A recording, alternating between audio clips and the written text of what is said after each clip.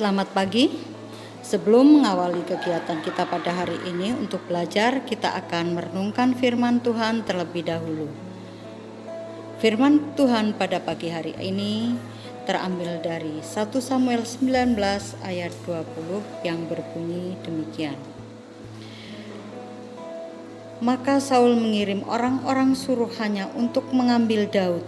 Tetapi orang-orang ini melihat sekumpulan nabi kepenuhan dengan dikepalai oleh Samuel, dan roh Allah hinggap pada orang-orang suruhan Saul, sehingga mereka pun kepenuhan seperti nabi. Amin. Kita akan merenungkan firman Tuhan yang pada pagi hari ini temanya adalah ketika roh Allah dicurahkan.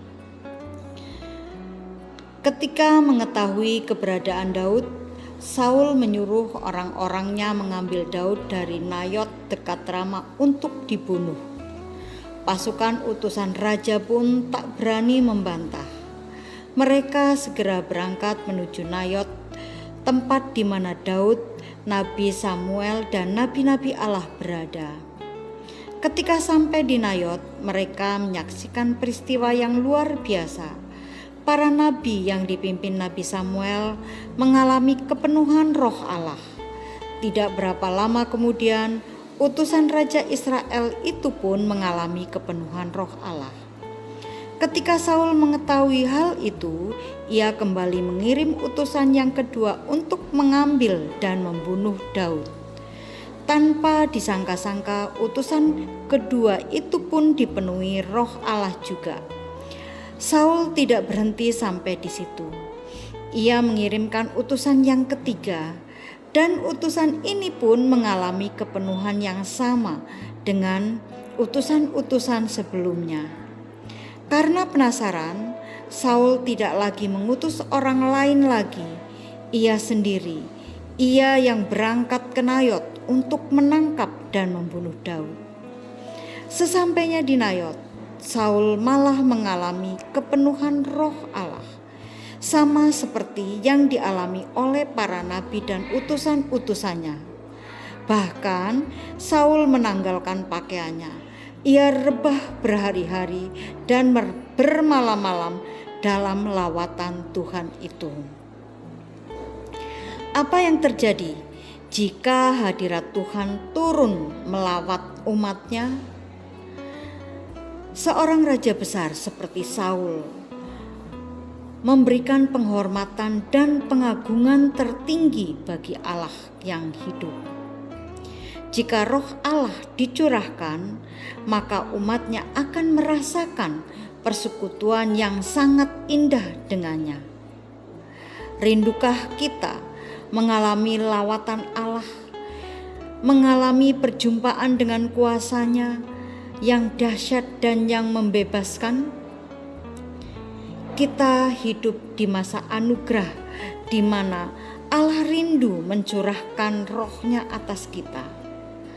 Allah ingin kita mengalami indahnya hadirat Allah, di mana Dia memperbarui hati kita pada waktu kita berdiam diri di hadirat-Nya. Kekeringan rohani yang kita alami akan berlalu tak kala Allah menyirami dengan aliran air surgawi. Tetapi setelah lawatan itu, janganlah kita lalai untuk terus membina hubungan yang baik dengan Tuhan. Biarlah cinta kasih Allah tetap bersemi di dalam hidup kita,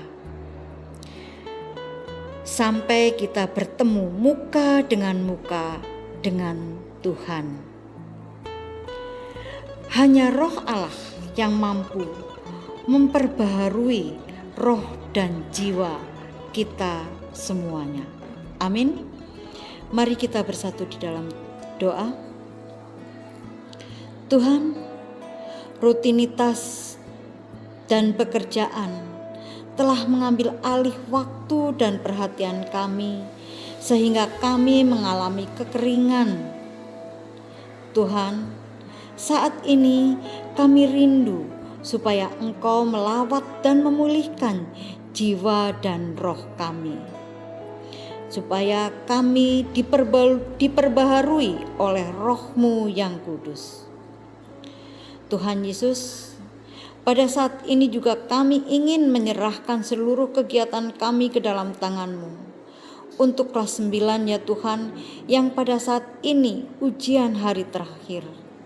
Kiranya Engkau kuasai hati dan pikiran kami ya Tuhan. Curahkanlah Roh-Mu atas kami semua ya Tuhan, supaya kami bisa mengerjakan soal-soal ujian kami dengan baik. Bagi kelas 7 dan 8 ya Tuhan yang masih dalam pembelajaran, kiranya juga sertai supaya kami bisa belajar dengan baik. Tuhan, kami mohon kepadamu ya Tuhan, berikanlah kepada kami kesehatan. Kami semua anak-anak-Mu, juga Bapak Ibu guru, juga orang tua kami di rumah ya Tuhan. Kami serahkan mereka semua ke dalam tangan-Mu. Kami yakin dan percaya ya Tuhan, Engkau mempunyai rencana yang indah untuk kehidupan kami saat ini, untuk masa depan kami saat ini. Oleh sebab itu ya Tuhan, tolonglah kami, sertai kami senantiasa di dalam kehidupan kami. Terima kasih ya Tuhan. Amin. Untuk kelas 9, selamat mengerjakan ujian, kerjakan dengan cermat ya, supaya menghasilkan nilai yang baik. Untuk kelas 7 dan 8, selamat belajar. Tuhan Yesus memberkati.